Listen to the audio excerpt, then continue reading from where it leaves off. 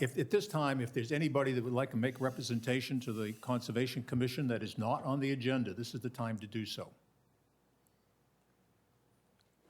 Yes, sir. Could you come forward, sit down? If you wish, yes, it's open for any It's public open. comments It's about open. any If topic. you've got an issue to bring before us, now is the time. As long as it's not on the agenda. It's not on the agenda. Are you on the agenda, Bob? No, he's not on the It's agenda. not on the agenda? You're not on the agenda, so it's your time. I may. Yes. You may, yeah. Well, I do have, Tell us who you are and your address here in Mashpee. I'm just going to give this out as to what You can, we're trying to accomplish.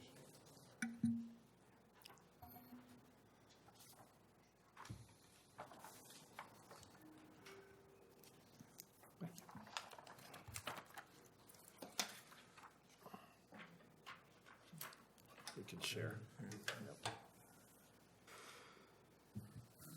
My name is Bob Beamer.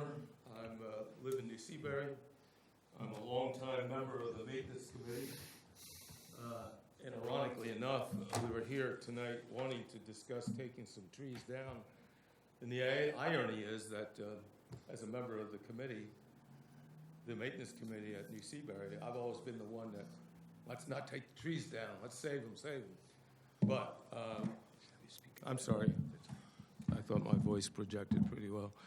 But in any event, the project that I wanted to discuss is Frogs Leap Pond is the pond that you see as you go into New Seabury.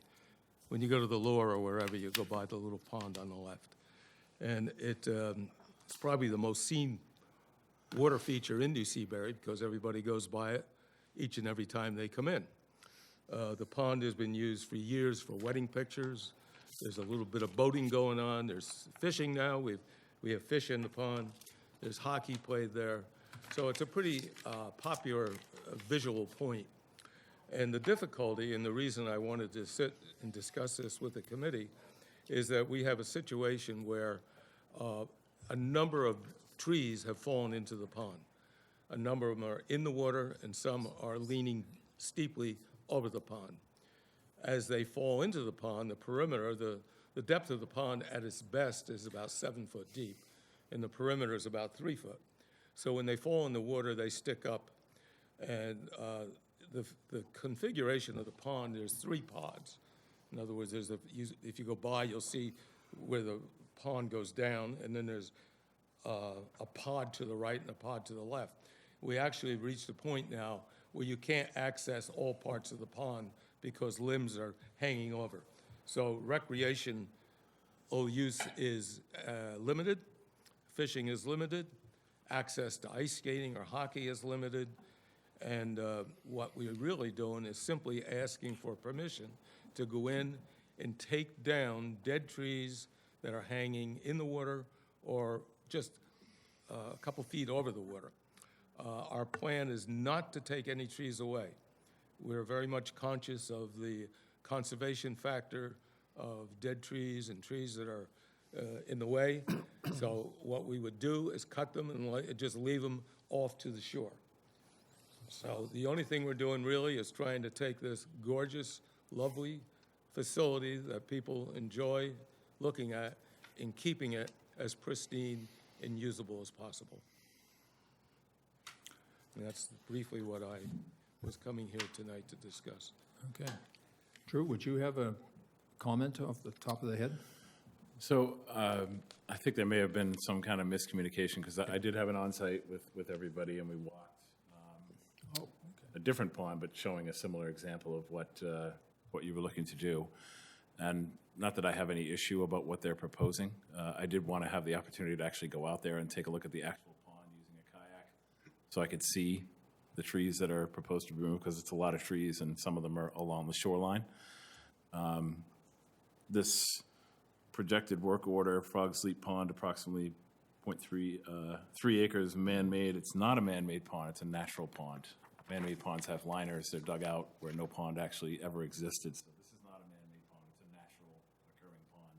It was a swamp that was excavated. So it's a jurisdictional wetland. It was then. dredged or excavated Yeah. back in the 50s. But it's still, I mean, line ponds are the only ones that have exemptions, so fairway, water hazards, things like that.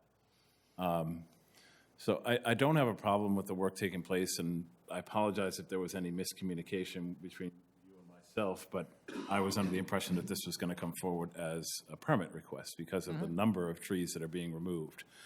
So somewhere during the communication line, and I know that you and I had a discussion, I had thought that that was about a different agenda item on tonight's agenda, which is the Bright Coves Association. So having said all that, I think that, if the commission finds it acceptable, because you are here tonight and I don't want it to be a wasted effort, obviously, we can follow this through as an administrative request, but allowing the opportunity for me to get out there and see which trees. Would welcome that, Drew.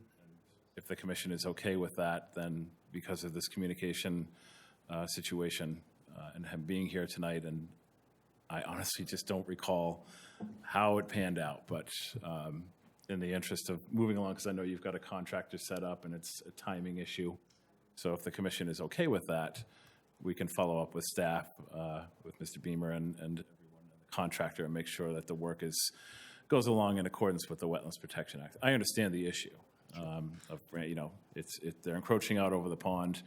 I just want to make sure that we get a look at each tree that's being requested to be removed, and maybe some can be pruned and others can be removed, but it requires checking it out before any authorization, so. We'd be in favor of everything you just said. I think the other item that you might keep in mind, Drew, is the entry and exit point from where the contractor needs to work, and therefore, how are they going to get in? How are they going to get out if they remove trees and material? But they're not removing any debris. Nothing's Debris coming is- out. Debris is staying put. I guess I still question, if you cut, some of these trees are relatively large size. You're just going to lay them there?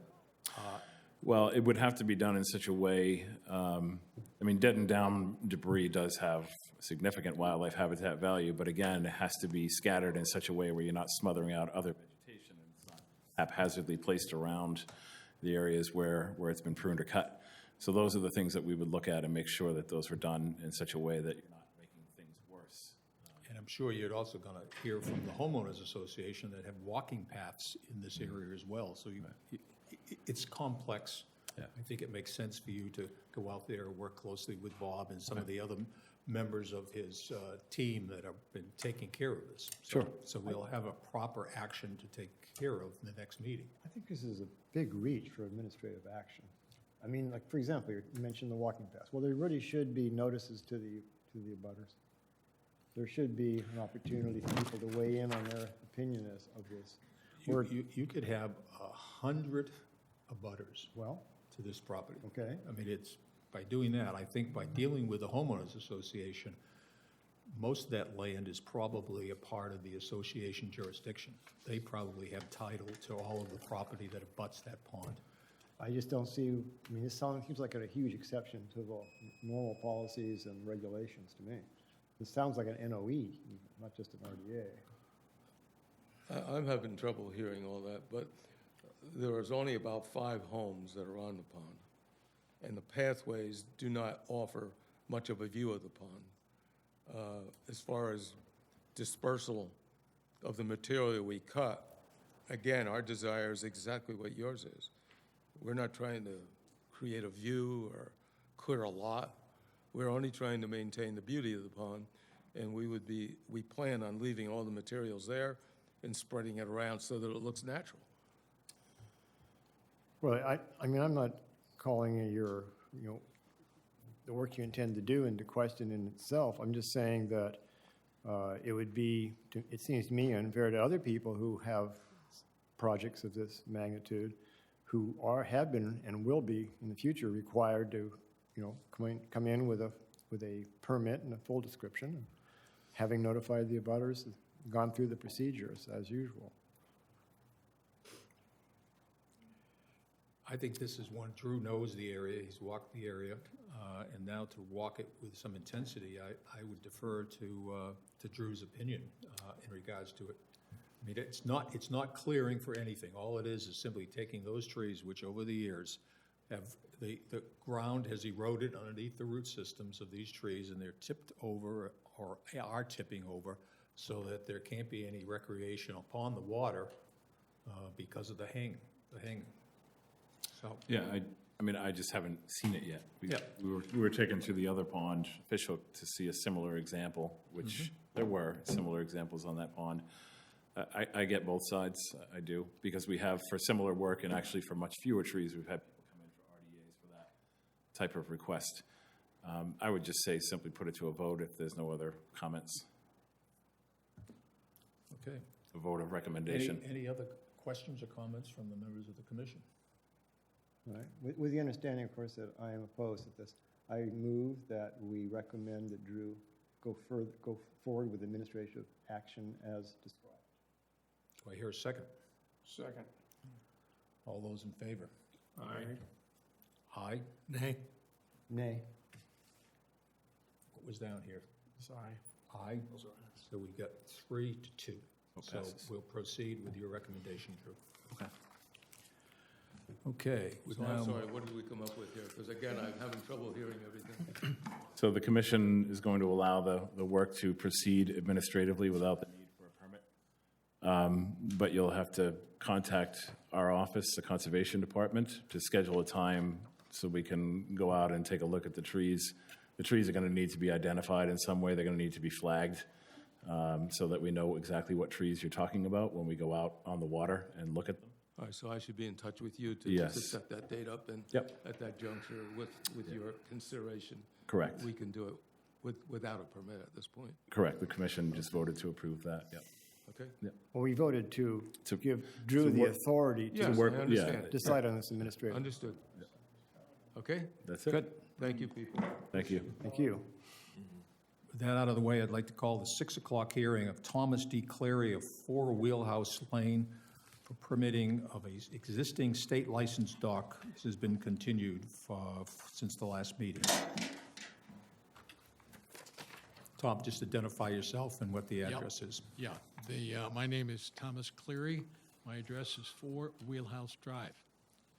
And I'm here to permit the dock as it is in its current state.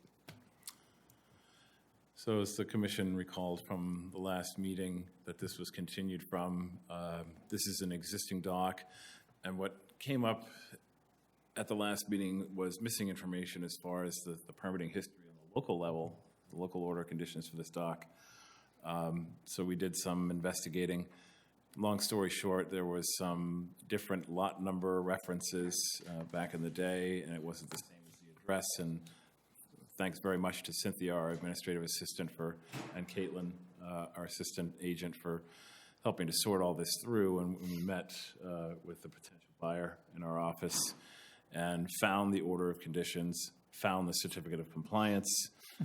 So everything is now in order. The only thing that remains to be done, and this is what we discussed over the phone, is to make accommodations for public access up and over the dock at mean high water.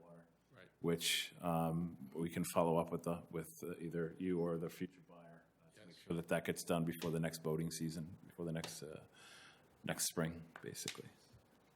Okay. No other comments.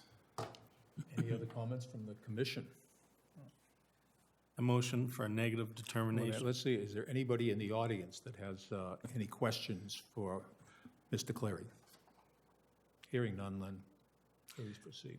Motion for negative determination for Thomas D. Cleary of 4 Wheelhouse Lane, permit of existing state licensed dock. Second? All those in favor? Aye. Aye. Aye. Slam dunk. You're good to go. Very much. Moving on to 603, the application of Timothy W. Leadham, trustee of 21 Frog Pond Close.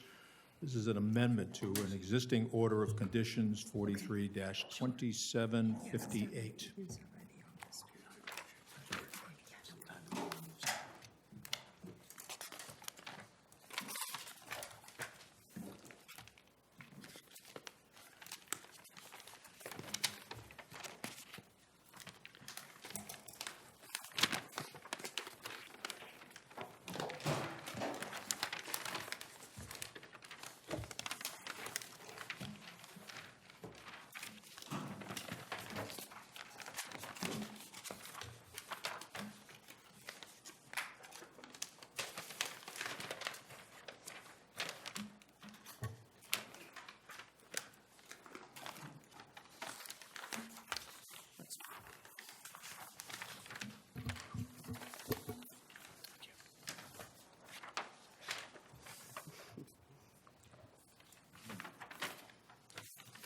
Mr. Chairman, for the record, Matt Costa, Cape and Islands Engineering. I'm here tonight with Mr. Tim Leadham, the owner and operator of the Bosun's Marina at Mashpee Neck.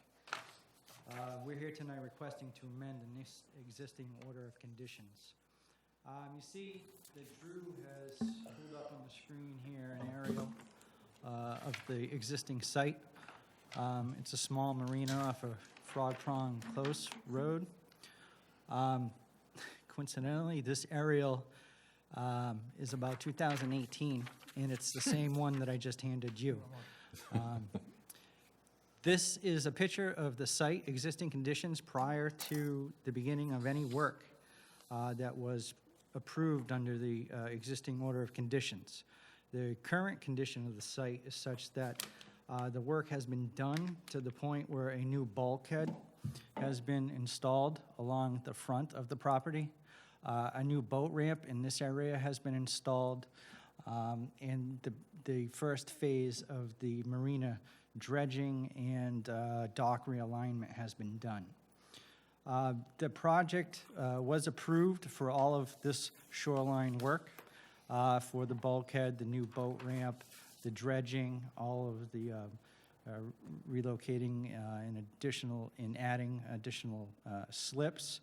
What was not included in that original order, and the reason that we're here tonight is to amend it to include the removal of this existing building in this location right here, and to regrade and reconfigure the existing parking lot.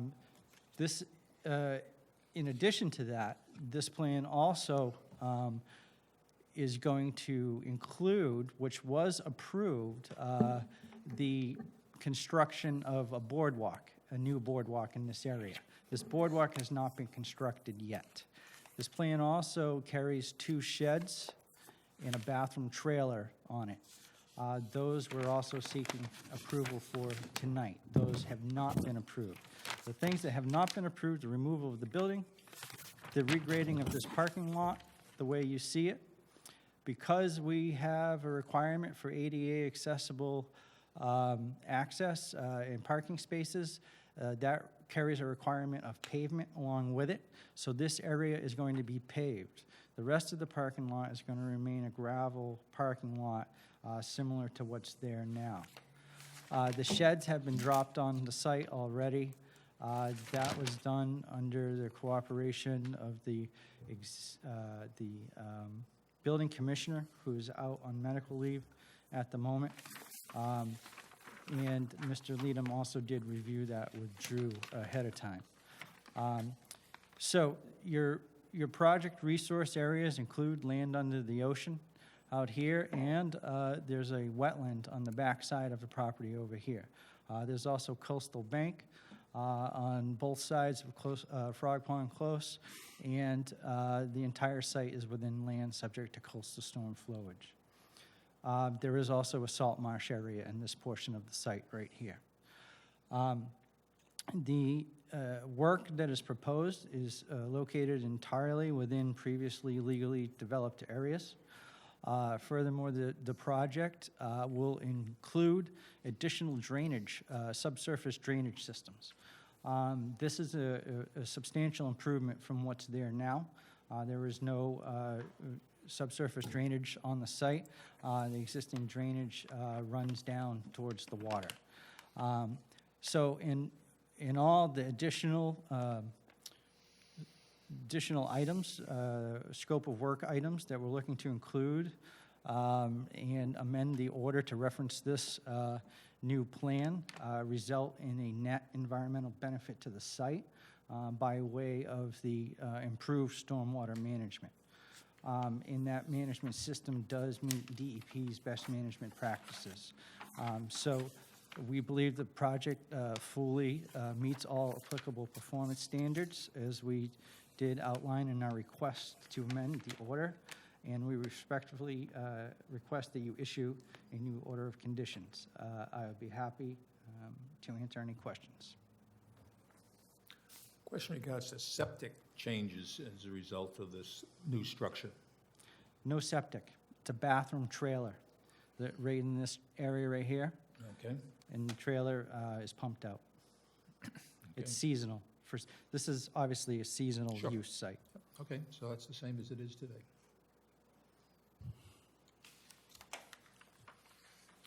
Other questions, gentlemen?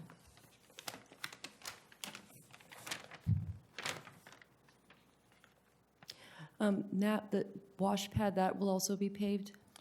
Yes, the wash pad was approved and is part of the original order. That will be paved. Okay. New building, that's about it.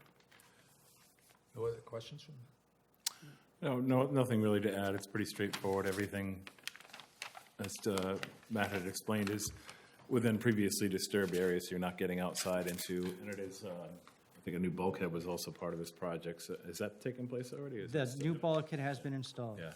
So that was the only part of the project that was really getting into a resource area, land, ocean. Everything else that was described in this project, well, and dredging too, that is outside the resource area and within previously disturbed footprint, so. And you're comfortable with the work that is completed of the original? Well, we haven't received a certificate of compliance request yet. Okay, so, Once all this is done, I would imagine that would be forthcoming after everything is said and done. Yes, we've been working closely with the contractor through the construction phase, and that occurred last fall, and largely this spring. So it will start again, hopefully again this fall, but maybe next year. any questions from the people in the audience? Hearing none, let's move to the question. Motion to approve the amended order of conditions for 21 Frog Pond Close. Here a second. Second. All those in favor? Aye. Aye. Aye. Aye. The motion carries. Thank you. We'll call the 6:06. hold on one second, We got to Brad, collect the we- paperwork. Give a couple of minutes for plan collection and distribution.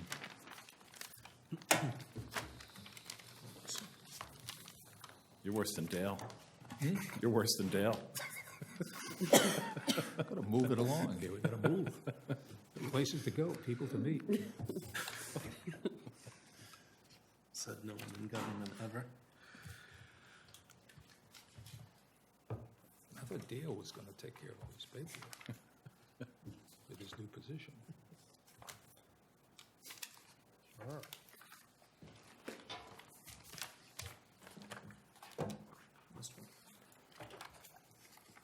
So now we will call the 6:06 hearing, which is the Peninsula Homeowners Association LLC, 9 Bright Coves Way.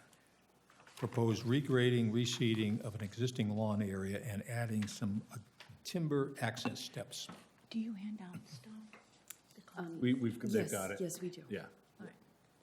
Hi, my name is Carolyn Donahue, and I'm the representative of the Peninsula Council concerning the request for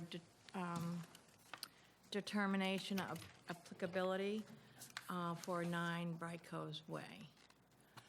It's a reserved area that's owned by the Homeowners Association, and a small portion of it, sort of depicted by that green rectangle, is frost heaved. And it makes it very difficult to walk down there. We have one party coming up the day after Thanksgiving where we light a boat out in the middle of the duck pond. We call that the duck pond. And that's where we hold our party, basically. People gather there and sit and watch the lighting of the boats. It's just a very dangerous, very frost. As you can see, right behind those 2 benches there, you can see it's really pretty bad. So we're requesting to add soil to the crevices, to the what do I call them? Sinkholes. To they're not really sinkholes, hopefully not, because they're Depressed areas of. depressed areas, right. We're hoping to add soil to the depressed areas and even it off that way and make it a little bit safer and, for the community. So is your proposal not involving excavation and regrading anymore? No, we were thinking about excavating and regrading, but after consulting with the landscapers, they felt it would be better to just, to add soil rather than try to move around the existing soil. Okay. Because the water table is fairly close there. Yeah, true. Yeah, that is true. So, we don't want to expose any problems. Okay. And I'm sure you're going to be very careful about those posts. Yeah, I don't know where those came from. They must have walked on there. Oh, of course. It happened many, many years ago. Right.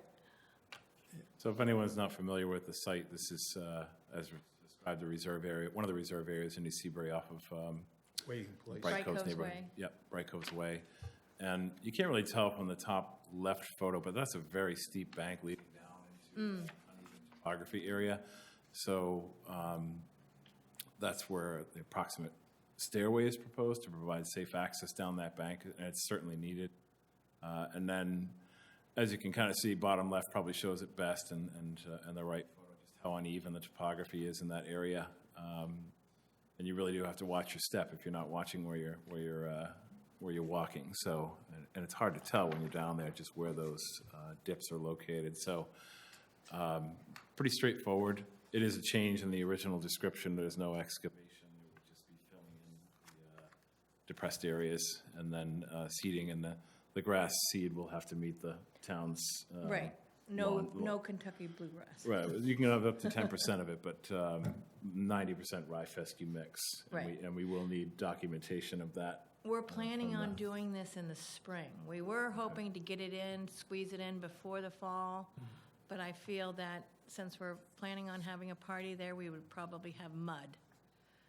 And we wouldn't have, well, the grass wouldn't grow. Yeah, it's in getting a time. little late this season for, Right, even for right. grass. So it'd be better to have it in the spring, Yep, yeah. yeah. Do you have any idea where the timber logs or timber is going to be put and placed? There's so many different variations. I'm concerned about you're expecting something. The Right. builder is thinking something else. Right. And if it's not in black and white on a map in front of you, somebody's going to be disappointed, Well, or I'm it's going gonna to be cost there. you more than you'd like. I'm gonna be there when they're there, so there's Okay. not gonna be any miscommunication. And they know who you are. Right, and they know Okay. who I am. But they would be approximately, if you look at the upper left picture, approximately in the middle of that picture, like Drew said, it's very steep right there, and they would be approximately in that location. And they would be timbers that are recessed into the existing grass. We're not cutting out the grass, we're leaving the grass there. It's basically, so when people walk down, when your foot Gradual starts incline. to slip, you can catch it on the wood. Yep, okay. Are you gonna make steps out of these timbers, or is this going to be just a retainer? It's not really gonna be a retainer, and it's not gonna really be steps. They're just going to be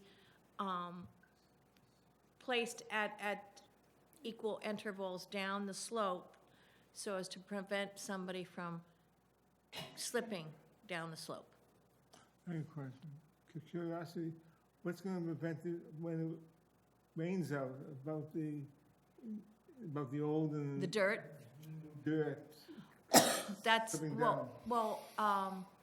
one of the reasons why I want to do it in the spring is because we'll take dirt, we'll put it into the depressed areas, even and off, and that area compared to the,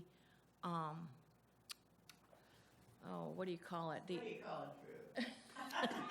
it, where you slope off into the water. Oh, the bank. It- yeah. The Close to bank. bank, yeah. It would all be pretty much the same level, so there wouldn't be like a runoff of the dirt to the bank and into the water, no.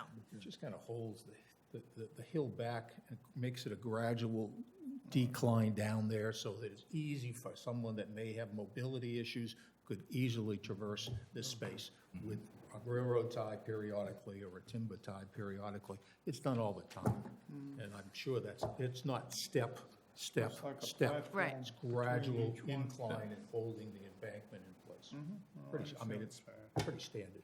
I'd really like to see a set of plans for this rather than. Well, I'm not sure that we need it, but I'm also concerned that you have your expectations met and all of your neighbors also understand what they're getting. And, because they will hold you in judgment, Right. for sure, if Right. that's not what they thought they were getting for what you've asked for out of your budget. So that's nothing to do with us, okay? That's just a word of advice, and I'll be quiet. Understand. Thank you. Any other questions from the commission? Drew, you've said your say. Yeah. Okay. And anybody in the audience that wishes to add or ask any further questions? Seeing none, I'll entertain a motion. I'd like to motion for a negative determination for 9 Coves Way. Here, a second. Second. All those in favor? Aye. Aye. Aye. Okay, so we've got 4 to 1. Is that right? Yeah, 4 to 1. Okay, motion passes. Good luck. Thank you for your time.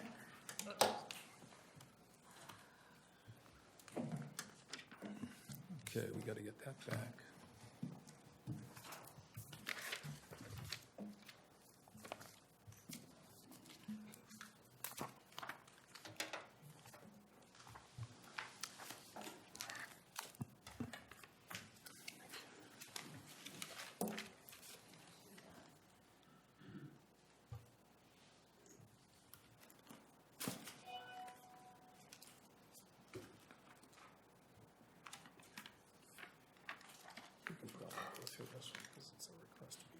Okay.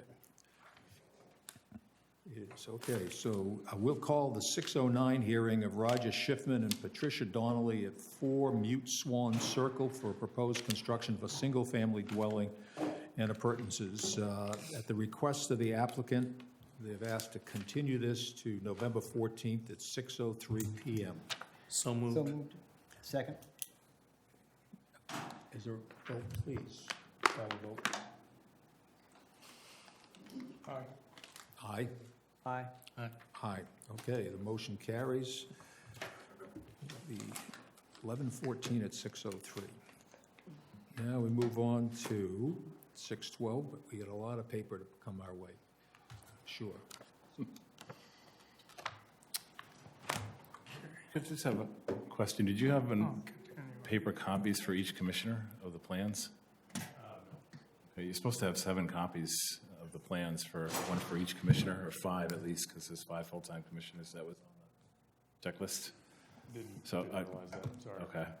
But you'll have to I've got the- share. There's a whole presentation that's going to be up on the screen, but I'll pass these 2 out just so you have them, and if you want to look on. But everything you'll need to see will be up on the screen. Oh, okay. I apologize.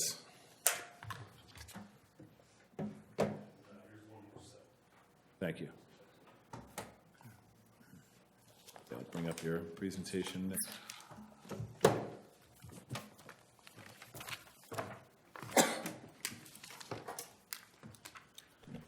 Okay, we're calling the 6:12 hearing of the Falmouth Rod and Gun Club, 0 and 91 Milford Road, and rear Old Barnstable Road. Proposed ecological restoration project of Childs River. The landowners of Falmouth Rod and Gun Club, the town of Falmouth, and Mashpee Conservation Commission. Identify who you are and tell you who you represent. Thank you very much. My name is Nick Nelson. I work for a river restoration company called Interfluve, and we are the design engineering firm working with the Falmouth Rod and Gun Club and a number of other local, state, and federal partners working on this restoration effort. My address is 55 Chilton Street in Cambridge, but as I said, representing the Falmouth Rod and Gun Club. As you mentioned, this is on a few different parcels here. It spans Mashpee and Falmouth, so I'm going to focus on the Mashpee components here. But I thought a few slides here might just help orient you all, as this is a slightly different project than what might typically come before you. So if you want to hit the next one, Drew. So quickly just go through some background, then into the designs, and then look at the resource area impacts. Just to orient you, the Childs River flows south from Mashpee into Falmouth. And next slide. And the project spans a few different locations. At the northern end there, at the top of the screen, are the Garner Bogs, 2 cranberry bogs in Mashpee. The site in the middle is Farley Bog, another cranberry bog that the northern portion of it is in Mashpee, but most of it is in Falmouth. And then to the south there is a dam and an impoundment with Carriage Shop Road going through it. So just briefly describe what's happening on the Falmouth side so you know the full context of the restoration effort. The plan is to remove the earthen dam at the southern extent there, replace the culvert under Carriage Shop Road with a larger culvert that meets the stream crossing standards in Massachusetts, restore that impoundment to a free-flowing stream and wetland and floodplain, so that we have full fish passage from the ocean all the way up through this system. The 2 cranberry bogs, Farley Bog and Garner Bogs, will follow similar design methods as has been done elsewhere in Falmouth and Plymouth with the restoration of retired cranberry bogs. And I'll get into that in a little bit here. So we'll focus on the Mashpee component.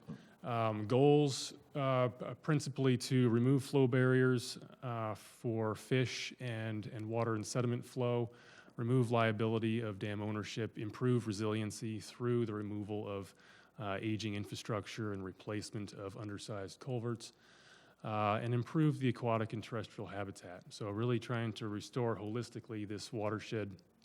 And there's a great opportunity here to restore not just a single site, but to restore many acres of cranberry bog to native stream and wetland ecosystems. So Farley Bog, this is what looks like in existing conditions here. Flow is from north to south, starting in that kind of upper left corner there, flowing south. The big pond that you see there is an irrigation pond for the cranberry farming.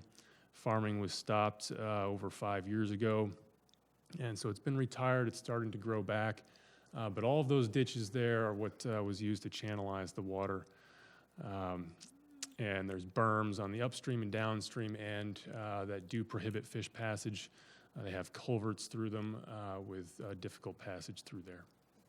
Next slide. This is an example of one of those culverts at the upstream end. Next slide. And what the site looks like currently. So you still see the cranberry plants there, but other plants growing up.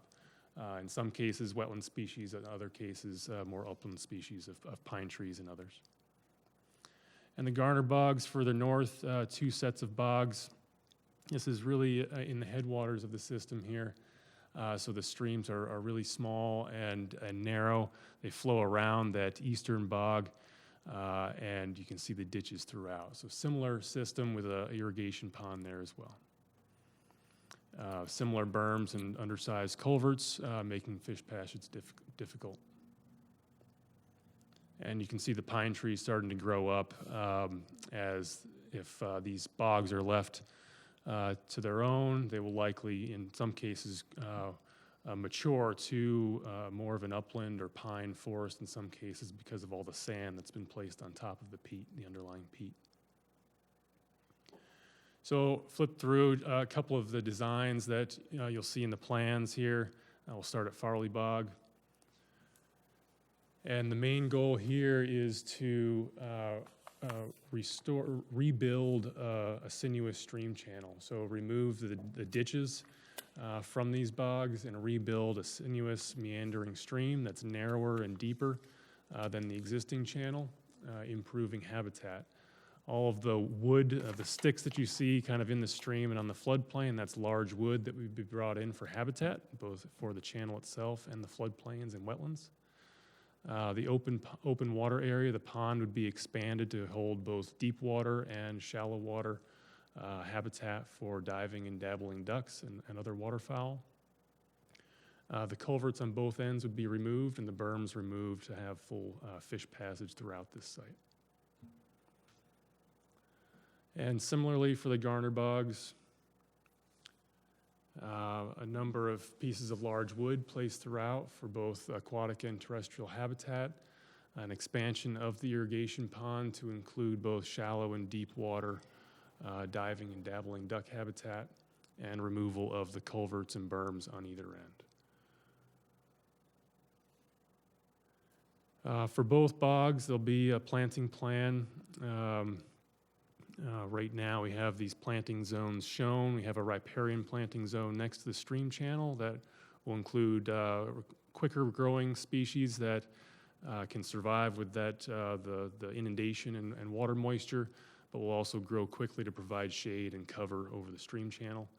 The wetland planting through the rest of the bog would be on the order of Atlantic white cedar trees and species to develop into a mature forested swamp. And then we have grassland seed that would get placed into the sand borrow pits, which is where the farmers used to take sand out of the hillsides to place onto the cranberry bogs. Can you just describe what the riparian planting, what that would be comprised of? Just curiosity. You said fast growing, I would imagine willow, or what type of species would you be looking at in there? Right, so I think we'll do a combination, and we haven't finalized the exact numbers yet and exact species, but what we typically do is a combination of different species of willows, likely dogwoods, probably some red maples in there also, and then some other of your common shrubs that you might see in these bog systems. Similarly for the garner bogs, with the riparian plantings along the stream edge and wetland plantings elsewhere, and the grassland seed, all native seed for these bogs, native plants and local plants. Very similar to what was done on the Coonamessett River in Falmouth. So just a summary of the impacts to regulated resources. Certainly we are inside all of the regulated resources because of the work that has to be done to restore this system. So there's impacts to bank, there's impacts to bordering vegetated wetland, land underwater, riverfront area, and bordering land subject to flooding. In general, a net increase in most of these resources. Conversion, in some cases, from land underwater to wetland, or wetland to land underwater. And this is just for the Mashpee component of the work. The next few slides, and in interest of your time, respect for your time, I don't need to go through these, but these show examples of the work that was done in other areas, so you can kind of get a sense of what it may look like. Happy to go through them or not, depending on your time. Is that also similar to Eel River? That's right. Yep. Eel River was the first one to be done in the region, and in 2009, and Tidmarsh Farms followed that up in 2017. Okay. I get a feel for it. So just looking at during construction, pretty heavily impacted, but within a year after construction, the site restores pretty quickly.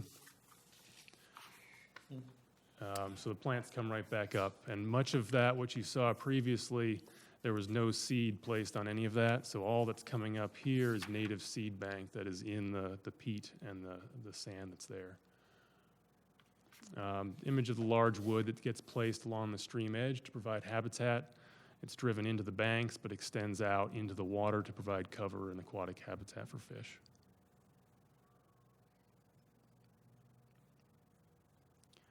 This is the microtopography. So in all areas of the bog surface, we'll do this microtopography where we are, the excavator is digging out shallow areas in the earth and mounding those up.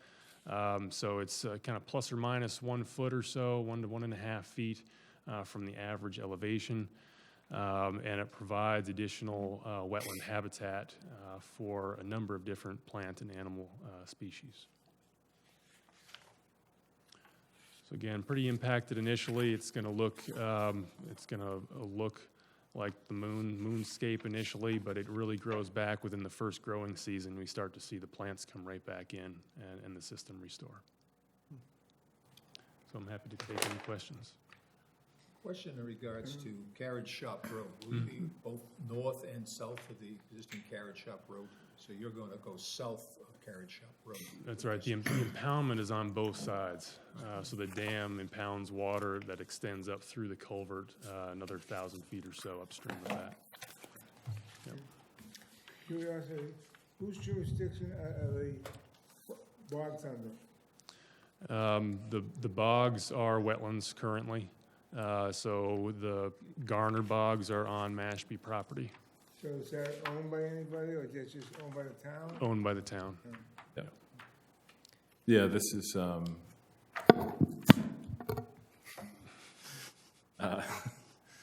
this is Childs River Conservation Land, is the property that encompasses the bogs and the area surrounding the bogs. And if you may recall, a while back, that the town entered into a 30-year lease agreement with the Falmouth Rod and Gun Club to lease this land for the purpose of conducting this project. The logic behind the lease idea was to really open up the Falmouth Rod and Gun Club, which is a 501c3 nonprofit, that they can qualify for more grants than a municipality can. So if we were to, say, pursue this project under the Conservation Commission and the Conservation Department, we wouldn't qualify for as many grants as the Falmouth Rod and Gun Club would, or any other nonprofit that happened to own the land or lease the land. So that was kind of the logic behind this lease. And it's still our land, it's being leased out for the purpose of doing this restoration project and taking advantage of as much funding as possible. If I might just add one thing about the future uses of the site in light of that, it being Mashpee land. And the goal for all of this area is to maintain its current passive recreation, so walking, bird watching throughout these sites, the current opportunities that the Rod and Gun Club provide right now. Will there be any restoration effort in the stream between the Garner and Farley bogs? It's a great question. Not in those forested riparian zones. So we've walked the whole system from Garner Bogs all the way down to Carriage Shop Road, essentially. There are no fish passage barriers in there, so there's active stream flow throughout. You can certainly see relics of cranberry farming historically, which was farmed throughout the entire valley, but that must have been retired maybe 75, 80 years ago. So no plans to do any work between those areas. And the increased flow from the culvert replacement, I'm sure that it won't impact that too significantly, or at least adversely, I should say. Right. There's there'll be no increase in volume or flow or velocity. So what comes out of the bogs now is what will come out of the bogs after restoration as well. There's no control of water in the bogs or the dam for that matter right now. So there'll be some initial water control to remove those structures, but no large volume of water that will be moving downstream. Right now, those areas between the bogs, they have a lot of wood overhanging the channel and in the channel itself, so provide decent habitat already. Oh, good. And I was just curious too, how the Atlantic white cedars that were planted at Eel River and Tidmarsh, how are they thriving? Really well. So the kind of backstory at Eel River, they gathered local Atlantic white cedar seeds 3 years prior to construction. They grew them 17,000 Atlantic white cedar trees in greenhouses and planted them at 3 years old. And they're about 3 feet tall when planted, and they're about over 20 feet tall now. Wow. So they are fully mature. Many didn't make it just because of the conditions, but many of them did, and now it's a sizable stand of cedar trees. And that will happen here as well. They'll take the genetic stock from the surrounding areas and also use that for this restoration effort? We haven't talked about that for this site yet. That's in Plymouth. They had a landowner who was very interested in using local seed and propagating everything on site and nearby. In this case, and for Coonamessett and Falmouth as well, we've used cedar trees from local nurseries, so we require that the contractor get all of their plants from nurseries within I believe about 100 miles of the site. So it's not hand-sourced by seed, but it's using trees from local sources. Okay, thank you. I just had a question, and you may have already addressed it, when it comes to the Garner Bog and that water body, the irrigation pond there. What's happening with that again?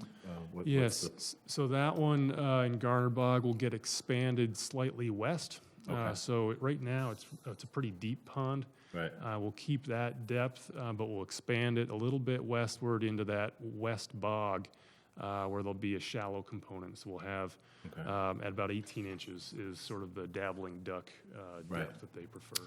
Is there a plan to, or has this been done to test the water quality in that current pond right now? Because it looks like it's growing some really funky types of algae, There's a lot of I don't see aquatic any. plants. I don't see any life in it whatsoever, which is kind of unusual because you see it in the ditches right nearby, but nothing in that pond. So is that part of your investigation? That's a good question. There's a lot of monitoring going on right now, and I don't know the specifics of what has been done in that pond, but there are water temperature and I believe dissolved oxygen being monitored throughout the stream system. Right. I can get back to you on the specifics of the irrigation pond itself. Okay. And you mentioned earlier, just, obviously all of this is in the interest of not only riparian restoration and wetland restoration, but also fish passage. What is your expectation as far as when this is said and done, this portion of the project, as far as when you talk about fish passage, are you mostly focused on brook trout? Are you looking at possible herring coming up to this spot? Is that even possible given the restoration? Yes, I think any and all, I think, is possible. Certainly, brook trout have been known to be in the area, and historically, this is a really important system that Fish and Wildlife has focused on, or fisheries has focused on for a number of years. Steve Hurley, in particular, has worked on this stream and elsewhere, so he's been very involved. So certain aspects of this have been focused on enhancing the stream system for brook trout, for cold water species in particular. But I do anticipate herring coming up here with no barriers in place. We don't have headwater ponds that alewives might spawn in, but you might have areas where bluebacks might spawn in, and certainly American eel and others. Yeah. Oh, it's a great project, and it's something that we are in the process of getting started with the Upper Quashnet, which is a very similar setting. So I think it's it's great to see these old bog areas, particularly when before they get as bad as the Quashnet, get on it and start the restoration. So does anyone have any questions on this? Because this is pretty much what you're going to see for Upper If you want to Quashnet. know what it's going to look like later, you just got to go to Eel River. Right. You go shopping or something in Plymouth, pull into Eel River and just walk a couple hundred yards, and you'll see exactly what this is going to look like someday. It's beautiful. That is really something. Yeah, and even right here in our own, on our neighbor in Falmouth, the Coonamessett is really, like when you showed the images of the pit and mound kind of scarring of the landscape, and I went out there and I was doing a site visit with Falmouth Concom out there during that process, and then to go see it a year later, it's just the complete transformation and how quickly all of that seed source established is just amazing, the difference in appearance. Pretty remarkable. They've been monitoring the vegetation there more than at the other sites, and they found over 40 species of native plants that came up within 3 by 3 meter plots that were not planted at all. So those seed sources are there. Right. I'd like to just commend the Falmouth Rod and Gun Club on this fantastic collaborative effort. This is a really project we have a lot of enthusiasm for, and you deserve every ounce of credit you're getting, and then some. Yep, all goes to those guys back there. Any other questions? Any other questions? No, looks good. Any questions from the audience? Mr. Bates, would you like to question anything? In that case, I'd like to motion to close an issue. the Falmouth Rod and Gun Club's proposed ecological restoration project of the Childs River. Second. All those in favor? Aye. Okay, it's unanimous. Good luck. Thank you very much. We'll be Thank you. watching. Okay, nothing else to come before us. We'll go back to the pre-hearing agenda. Yes. So we're gonna table the meeting minutes. I didn't have a chance to review them, so we'll Okay. table them for the first meeting in November.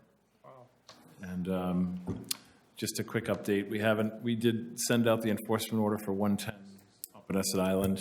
Haven't received a response yet, but we anticipate one happening, coming forward within the next, early next week.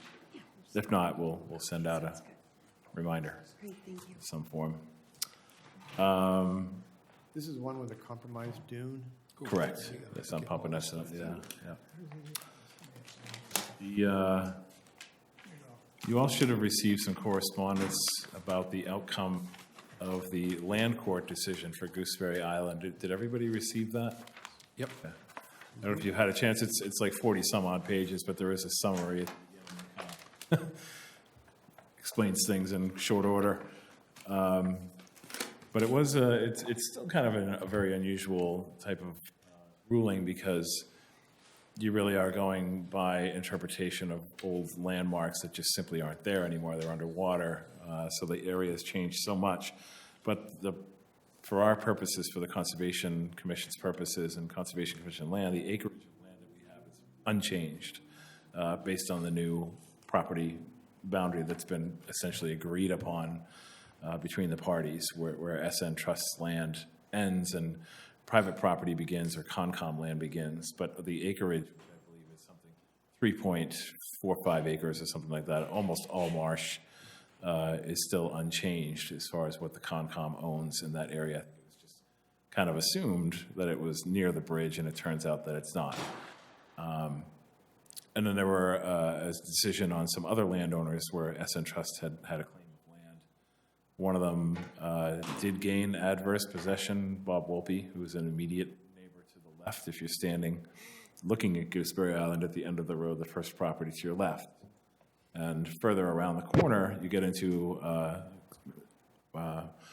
Weltman property, and that was actually determined to be SN Trust, which is, so it's kind of a, scattered ruling, if you will. It's hard to make heads or tails of it, but the bottom line for the Concom's purposes is that boundary has been determined now, and it is not conservation land, essentially where the bridge is being proposed, and that small footprint area has been determined to be SN Trust land. And as you all know, where the bridge project is at is still being appealed at the I think it's the final appeal process that they're taking advantage of at the State Court of Appeals, and that's underway. So we'll keep you updated as far as how that goes. If they happen to not win the appeal at that level, it basically means they have to come back with a new notice of intent for the bridge plan before the Concom and essentially start the process over. So any questions on that? Okay. Enforcement, 87 Hoople Road, do have an appointment tomorrow to go out to finally go out and inspect that, and that'll be at 1 o'clock, Dale, if you're interested in joining me. So we'll get that followed up on. Next item is you are going to need a roll call vote for this to give you some background, and you'll be signing this at the end of the meeting along with other permits. So if you'll recall the project at 161 Old Barnstable Road, it was one of 3 new lots developed. This was the only one that actually involved filling of a very small portion of wetland. And as a result of that, wetland replication had to take place at a 2-to-1 ratio. So under Regulation 20 of under our bylaw, filling of freshwater wetlands carries with it a tremendous amount of requirements and follow-up. One of those being the submission of a performance bond. And so the party, the landowner has submitted that. It's $10,000 is the performance bond. And the purpose for that is not only to ensure that everything gets put in place as far as wetland replication, excavation that's needed, the plant material, but also 5 years of monitoring and maintenance of that new wetland replication. beautification area to make sure that it thrives and starts functioning as a wetland as intended. So that bond is in place, but you need to sign a document that the treasurer has for any department that's going to be the holders of a bond. So that'll be one of the things you'll be signing tonight. But you'll need to take a roll call vote in order to authorize your signatures on this So form. we're voting to authorize the signing of This performance bond for 161 Old Barnstable Road. Okay. I would entertain a motion, gentlemen. So moved. Second? All those in favor? Aye. Thank you. Okay. So you'll sign that along with all the other permits, which I can start handing out now. And I'll finish up on the agenda items.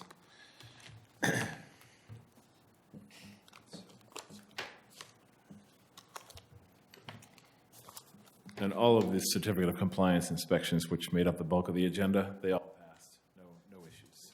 Good. The last two were held off because the planting mitigation has not taken place yet. So the last two COCs on the agenda, which are 42 and 66 Coastline Drive, have not, you're not signing those tonight. Is there a problem? Or?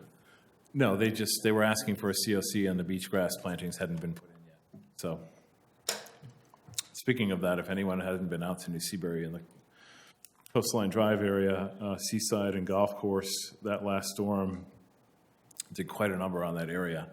From what I saw on the Coastline Drive properties, the entire quarry envelopes from top to bottom were exposed, Oh, boy. which is the first time I've seen that. Usually it's the bottom two or three. This time it was all of them except for the very top layers. And then at the golf course, it looks like in some areas it's within 40 some odd feet of the pathway of the cartway near the fairway. So are they working So to? they're working to, the trucks I would fall? imagine they're putting sand out there.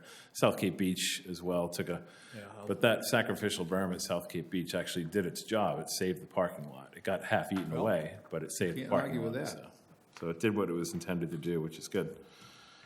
Did you get over to the golf course? I did, yeah. And that, Did that hold? it did, yep, Good. yeah. Yeah, everything held up, but it just seemed there's more taken away this time around than I've seen before. No damage to the spit? Spit has a large escarpment, a steep drop-off. So if you go down past Freddie Blythe's property onto the spit and then walk maybe another 50, 60 feet, and you try to access the shoreline, it's just a straight Come drop-off. over the top and it rode from? It's just a straight, almost straight down 90-degree angle down to the beach, which happens if you don't splay out the sand at close to a 10-to-1 slope, which often requires getting below mean high water to do that. The waves just come in and they eat away, and it just leaves a steep kind of, they call it an escarpment. And that's got to be at least almost 250 feet long, starting near the beginning of the spit on down. And then it starts to taper out and become more of a regular beach profile. But I would imagine they'll probably be dealing with that as well, grading it out at some point. So there's one more item that you do need to take a vote for. And this is, there's two more phase one. Excuse me, before we go on, Yeah. has everyone who's on the commission now had a chance to look at that area along there? Some of which you can't just walk onto easily. Which area? You're just talking about. Oh, at the spit? Yeah, and back up by the golf course and so forth. Oh, I don't know if everyone's had a look at it, but. Because if not, maybe we should do a site visit out there sometime. Yeah, I can certainly schedule them for next week. Send out some dates and times and see if we can, it would be worth seeing. It's definitely worth checking out. It's such a dynamic area and always changing, so it'd be good to see what took place most recently. Yeah. Yeah, I will make it a point to do that, schedule. That would be good. Okay, so the last item is there's two phase one inspections that are coming up, one for Johns Pond Dam fish ladder, and the other one for the outlet cage at Mashpee Wakeby Pond. Mashpee Wakeby has two water control structures. One is the outlet directly where the pond and Mashpee River meet, and the other one is the fish ladder where the Mashpee River makes its way into Mill Pond, which is right off of Route 130, and then it goes underneath Route 130. So the fish ladder one inspection is not the one I'm talking about. It's at the outlet to the pond. And so we had to go out to bid to get some quotes for phase one inspections. They usually range anywhere from $4,000 to $5,000. And this one came in for 2 inspections, both at the, for both required phase one inspections at $9,300, I believe it is. Yes. Yep. Yes.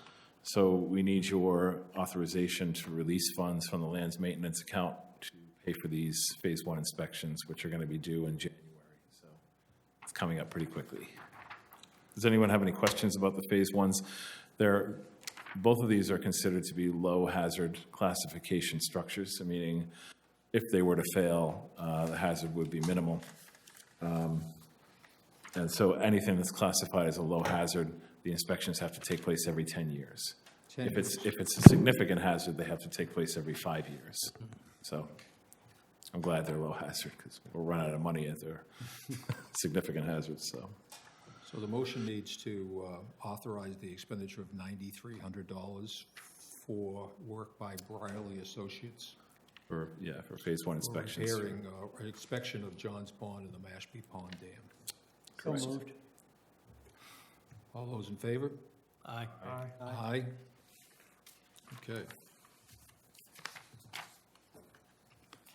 Do we need to sign this piece of paper? No, you don't need to sign that. No.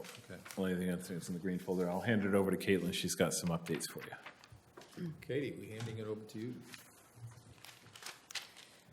Hi there. So just some additional information on enforcement. At 44 Sandy Fox Drive, it was discovered last year that there was some encroachment into the Bessie Bog Conservation Area.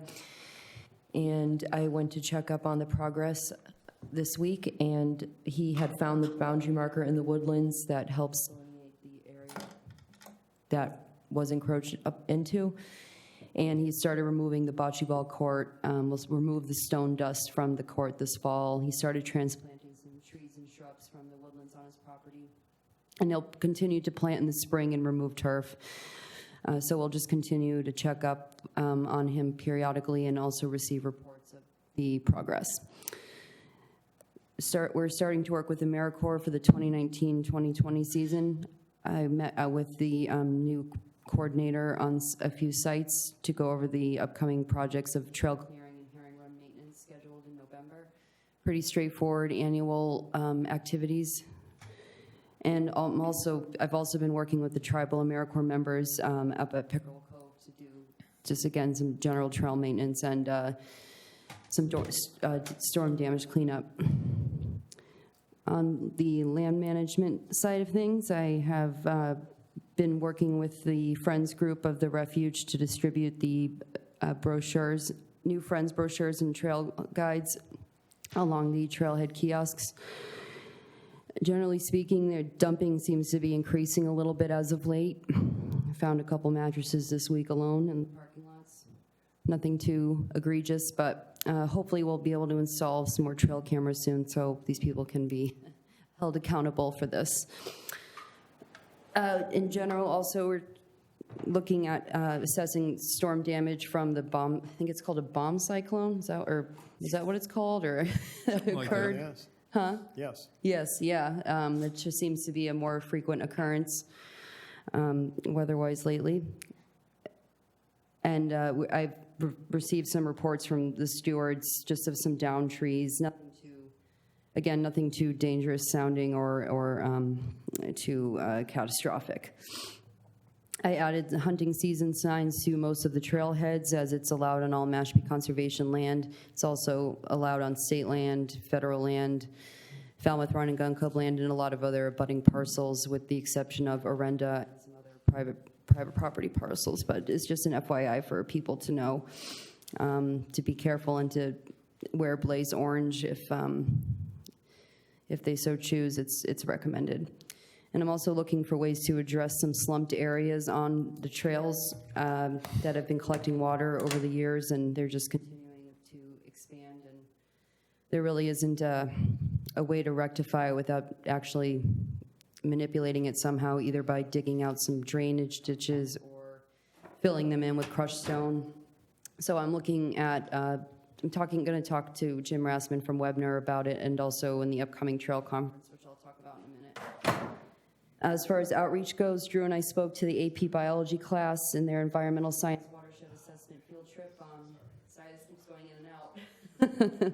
Friday, October 18th, about Johns Pond Herring Run, the history of the Quashnet River and the upcoming Quashnet River restoration.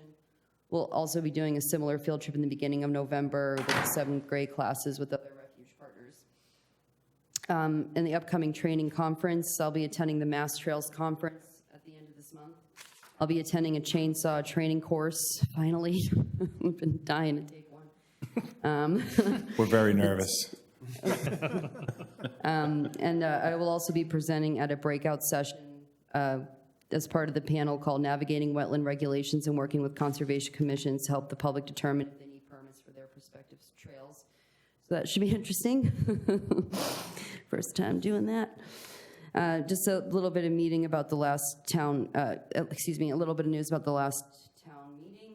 All the bylaw changes were passed, and the bans for the Environmental Oversight Committee had drafted for plastic straws and polystyrene were indefinitely postponed. So I will just work on public awareness and discuss results from other towns and move forward potentially in May or next fall, or to get it back on the warrant. But there are a lot of issues in town as far as handling our waste and to be able to process compostable materials on site at our transfer station, for example. So this is a good opportunity to revisit the fact that for people to really understand the whole picture of how our recycling works in town, what our current contracts are, and some options for the future to make this work and to maybe have it work better.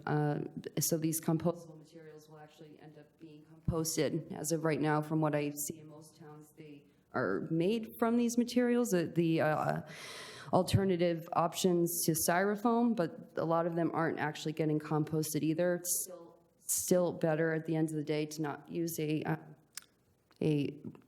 petroleum byproduct, and there's a lot of other issues with polystyrene, but I think what I'm getting at is it would just be good to get the whole picture and to really look at it logistically, and especially with the 6 other towns on Cape that have passed it, to really get some hard data from them and some good information from the businesses themselves, and to go from there. I left another message with APCC about the herring count program. I think I'm just going to go down there. I'm just dying for the data, so I will tell you when it comes out. It's probably more me than anybody who's impatient. And just one last thing, Natural Resource Department, I've just been assisting them here and there with seeding the quahogs at this time that were grown in the ground-based and floating upwellers throughout the season. And these will eventually either be harvested they will eventually be harvested and are going to help remove the nitrogen out of the estuaries. And that's all I have for you. Thank you. Thank you. Thank you. A lot of good stuff. That's it. By your comments, are we suggesting that Conservation Commission now becomes a key player to the whole recycle question in the town? It's usually been driven by DPW, Well, EOC. Oh, the EOC. EOC. EOC. Yeah, Environmental Oversight Committee. They're the ones that, and many others, that came up with the article and the push for this. So it's kind of a catch-22. I thought that was interesting at town meeting. The attitude seemed to be that, targeting small businesses and making life difficult for small businesses and increasing their costs. And I understand that the side of it, that the recycling end is not the technology and the funding is not where it needs to be. It won't get to where it needs to be until there's a push for that. And that's what this initiative is all about, is trying to make a push so that it incentivizes recycling industries and funding for that and just support for that. So you have to start somewhere, and this is how you start. So the new push is the EOC. EOC is one that, crafted the language and, you know, did the kind of, you know, groundwork for it, so. I was a little surprised that Concom staff didn't weigh in just nominally at the town meeting. Well, I can like speak to that, is that Andrew Gottlieb in his explanation pretty much covered everything that I would have talked about, and I didn't want to get up there and just be duplicative because I would have really hit on the exact same points that he did, and he was very thorough in his explanation, and I know Kate felt the same way. We didn't want to get up there and just repeat what Andrew had said, because he was very comprehensive in his explanation. But That's why I wanted to come from it. If I had the additional information I would have liked to have had at that time would have been some more hard data, or at least a better gauge of how other towns are faring, and how businesses are adapting and responding, and to just have some more information from that, because I did not have that at the time. Well, and certainly it is primarily an EOC kind of function, not the Concom. Concom has a lot on its plate already.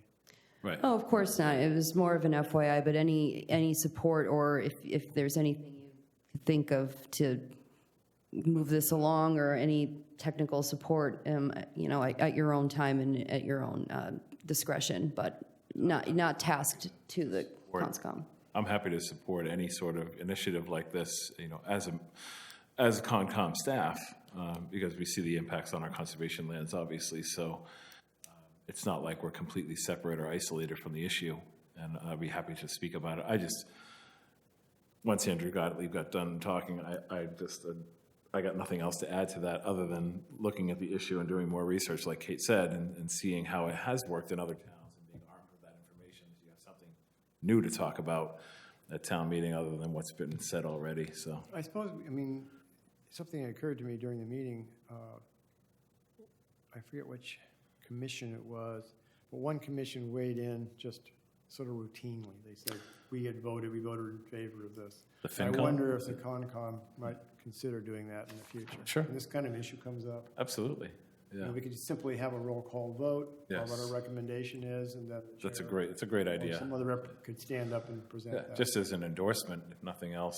Yeah, It won't get printed in the warrant, because I think they only put the FinCom votes and the Mm-hmm. selectmen votes in the warrant. But it's certainly something that we can get up and say that we took a motion go on at a the meeting. record. And go on the record and say that the Concom, you know, I mean, the other thing is that, I mean, I try to pay attention to anything I can find in writing in regards to, you know, the recycling thing. Years ago, I was pushing for recycling hard, but, you know, it's like, I haven't been or I've missed it.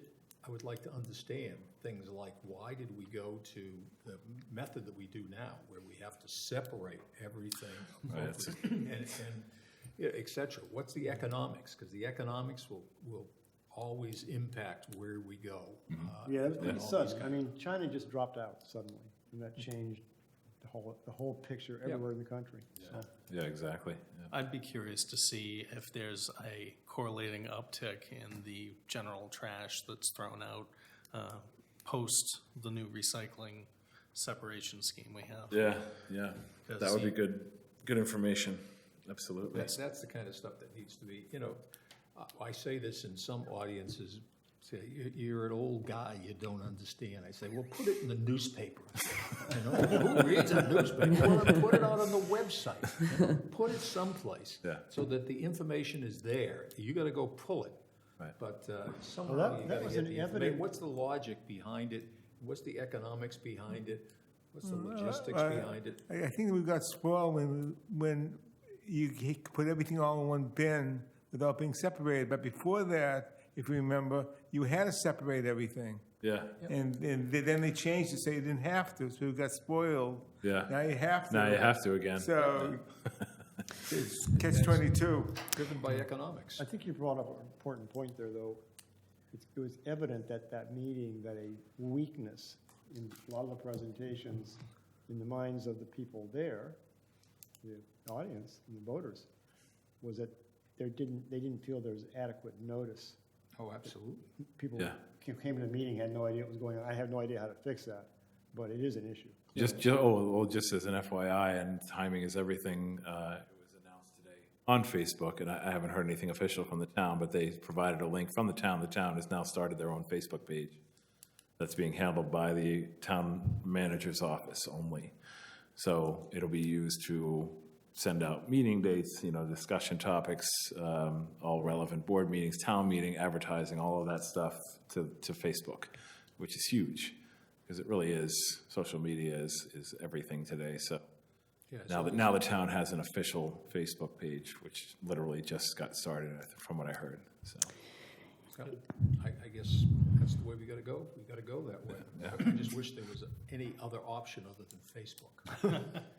Upon further Close MySpace, research too Brad. with this issue, that it's a lot more complex, involved, and intricate than anyone could probably imagine, that it even in good faith, that it's an honor, I think, an important and inevitable effort to remove polystyrene out of mainstream. Yeah, I know, get that out of here. But it really, there are so many moving parts to it, that I am going down the rabbit hole, but it needs to happen. And again, I think it'll make for a better argument next time to have some data as to how other towns, and I think there've even been larger initiatives across the country, in New York City, for example. I mean, how did they fare? And of course, there were people complaining initially about the costs and the expense, but how did that even out? Did it even out, Yeah. But they all did it. I mean, once it became a bylaw or ordinance or law, however it passed it. And there were People no widespread comply. riots. Not that we knew about anyway. Okay, interesting conversation, but do I hear a motion to adjourn? So moved. Second? Second. Second. All those in favor? Aye. Aye. Aye.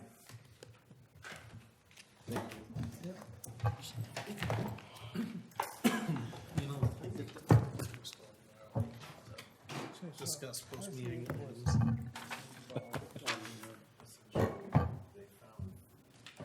Did you push your off-air button? We're off the air. You just gotta shut the, I guess you can't shut these off. No. You can't, yeah. I was just looking at the light behind you, I and it know. still says we're on. You can't shut them off. Do the fading in and out. Yeah, that's. You're fine, but you can't move your mouth more than 2 inches